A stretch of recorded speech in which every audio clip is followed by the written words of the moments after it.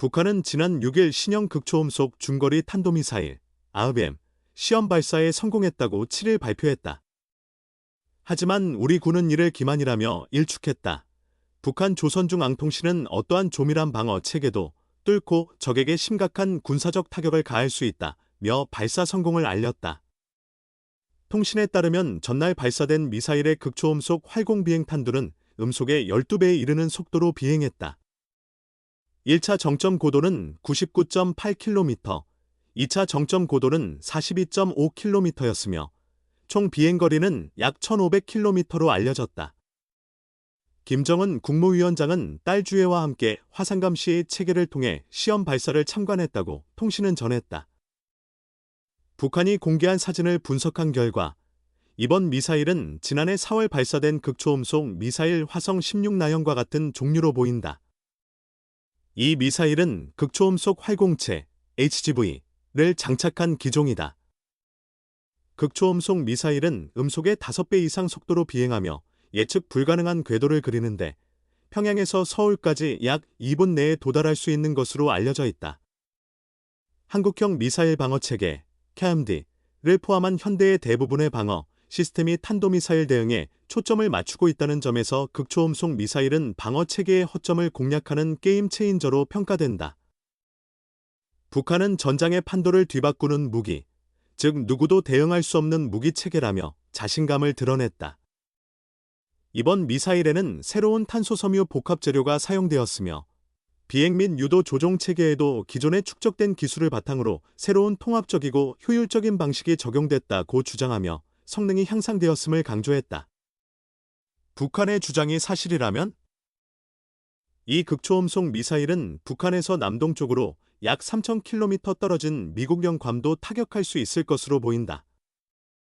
그러나 우리 군은 북한의 주장을 일축했다.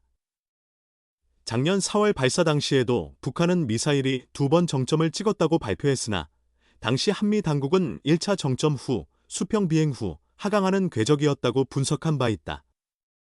합동참모본부 관계자는 이날 북한이 언급한 비행거리와 2차 정점 고도 등은 허위 가능성이 크다면서 한미일이 분석한 사거리는 약 1100km이며 2차 정점은 없었다고 밝혔다. 미사일이 한번 정점에 도달한 후 곧바로 하강하여 추가 상승으로 2차 정점을 형성하지 못했다는 평가로 극초음속 미사일로 보기에는 기술력이 부족하다는 지적이다. 마하 12의 속도로 2번 정점을 찍은 후 에너지를 소모한 상태에서 달성되는 속도가 극초음속 기준인 마하 5를 초과했는지 여부도 불확실하다. 국회 국방위원회 소속 유용원 국민의힘 의원 역시 평균 속도가 아닌 순간 최고 속도가 마하 12이며 선해와 활공 도약 시 속도는 감소할 것으로 보인다고 말했다. 합참은 지형이 좁은 한반도에서는 해당 미사일의 성능을 발휘하기 어렵다고 전망했다. 이번 발사에 대해 통일부는 도널드 트럼프 2기 행정부 출범을 앞두고 미국의 북한의 존재감을 부각시키려는 의도가 있다고 분석했다. 홍민 통일연구원 선임연구위원은 소재와 비행 및 유도 기술 등이 획득하기 어려운 기술력이라며 러시아와의 기술 협력 가능성도 배제할 수 없다고 밝혔다. 합참 역시 이러한 가능성을 완전히 배제하지 않으면서도 한미연합정보감시정찰 ISR 자산과 미사일 방어 체계를 통해 어떤 미사일이라도 요격할 준비가 돼 있다고 강조했다. 북한 신형 극초음속미사일 발사하며 대미 비난 발언 자제. 북한은 신형 극초음속미사일 시험 발사에 성공했다고 관영 매체를 통해 발표했다. 2021년 9월 첫 극초음속미사일 시험 발사 이후 이번이 6번째다. 조선중앙통신은 7일 김정은 국무위원장이 전날 미사일 총국장 장창하 대장과 국방과학연구기관 관계자들과 함께 신형 극초음속미사일 시험 발사를 지도했다고 전했다. 그는 화산감시 체계를 통해 참관했으며 딸 주혜와 함께 모니터를 보는 모습도 공개됐다.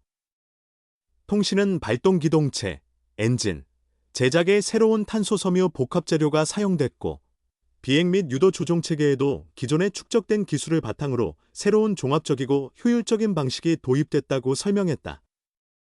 또한 평양교회 발사장에서 동북 방향으로 발사된 미사일의 극초음속 활공 비행 전투부는 음속의 12배 속도로 1차 정점 고도 99.8km, 2차 정점 고도 42.5km를 지나 1500km 거리의 공해상 목표 가상 수역에 정확히 탄착됐다고 밝혔다.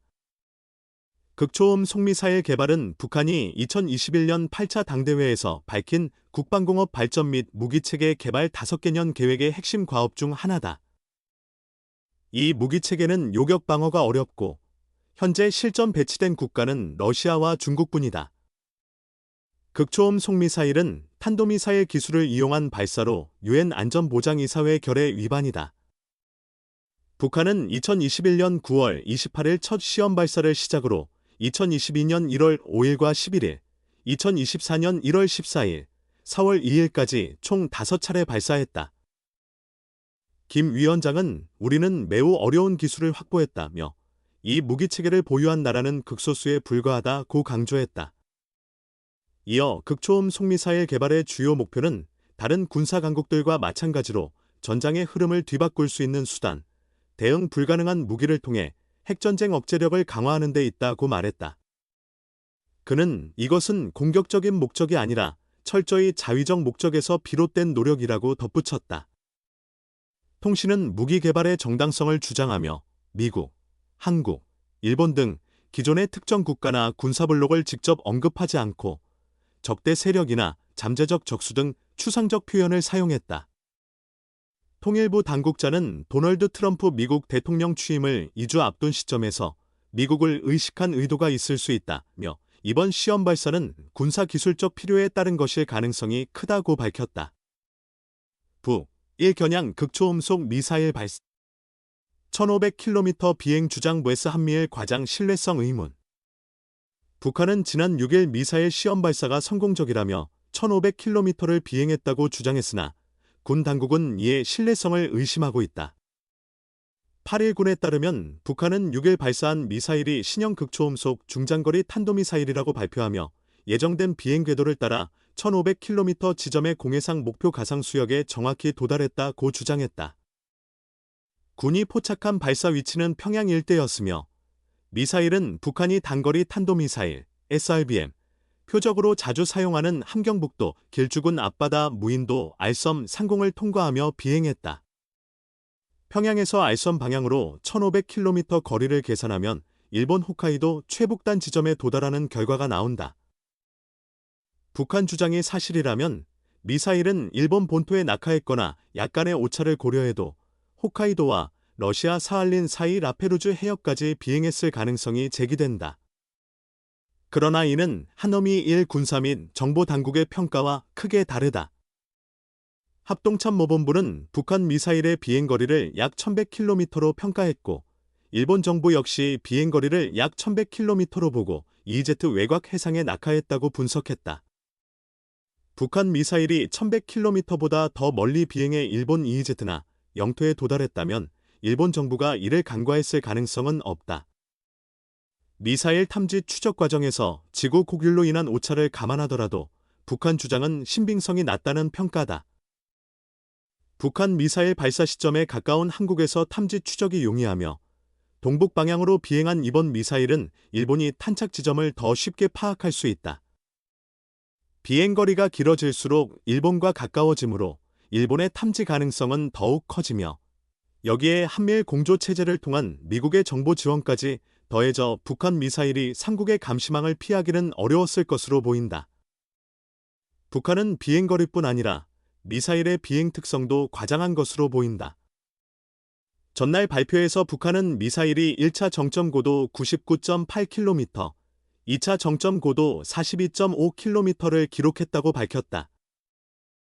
이 미사일은 지난해 4월 2일 발사된 극초음속 미사일 화성 16나형과 같거나 개량된 기종으로 보이며 당시에는 1차 정점 고도 101.1km, 2차 정점 고도 72.3km라고 주장했다.